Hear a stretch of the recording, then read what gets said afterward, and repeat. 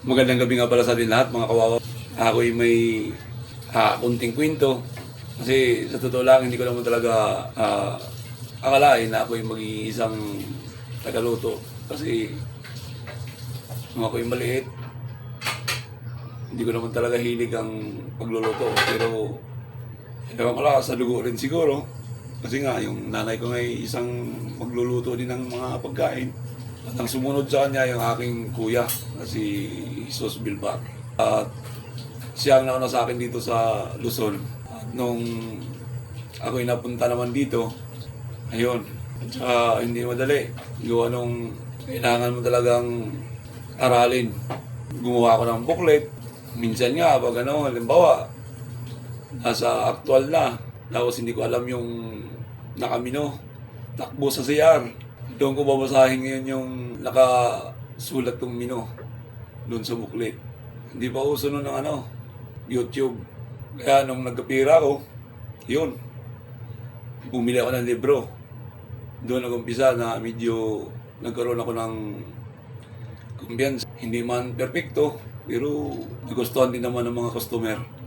Tsaka, ikwento ko rin yung ako'y medyo nagbibinata pa. Napakamahiyain ko talaga.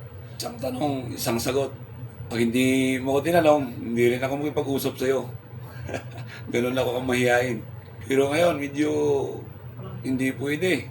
Gawa nung kailangan nating kapal-kapalan ng ating muka para tayo'y kumita.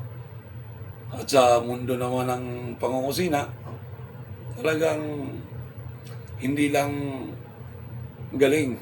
Dapat masarap talaga ang mga putahe na niluluto mo. Kasi ang kumakain, hindi lang pamilya mo. Ang pinapakain natin, yung ating mga customer. Once na may magreklamo, siyempre, kusinero ang unang napuputukan. Kasi sa pangungusina, kailangan marunong ka talaga ng dumiskarte.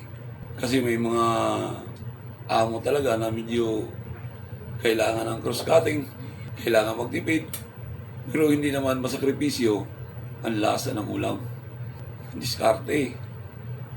Kung wala ka nun, hindi ka po pwede, lalo na sa pinagtatrabuhan ko sa mga company, concessionaire, na hindi talaga pabunggahan gawa nung ang nagkokontrol ng presyo ng ulam ay ang company, ang mga canteen committee. Hindi basta-basta ang concessionaire o may-ari ang magpipresyo ng mga ulam nang galing ko sa canteen committee. Kaya malaking pasalamat ko at ako'y hindi lang sa pangungusina at ako'y nandito din sa mundo na hindi ko naman inasahan. At sa awa naman ng Diyos, ayan, at ako'y kahit papano kumikita ng pakunti-kunti. At sana balang araw, kahit isang pangarap lang, sana'y matutupad. At maraming salamat sa inyong lahat, mga kawawaw. Sana'y ma-inspired ko ang mga kagaya ko na talagang mahiyain. At talaga namang kakapalan natin ating mukha para tayo kumita. Pastilan Mior, wow, ayos. Ayun o, wow.